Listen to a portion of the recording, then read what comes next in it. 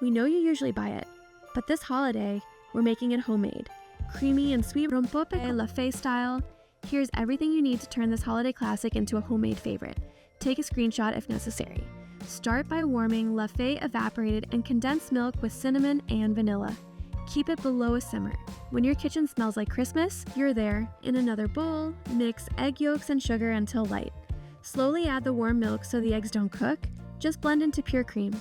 Back to the stove, low heat, constant stirring. This part takes about 15 minutes, but the result? A creamy, silky holiday dream. Strain it, add dark rum if you want that extra holiday kick, and let it cool.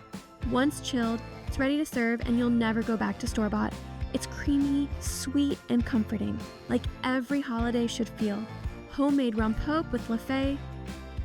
That's what home tastes like. This holiday season, make it creamy, make it sweet, make it home. This holiday season, La Fe tastes like home.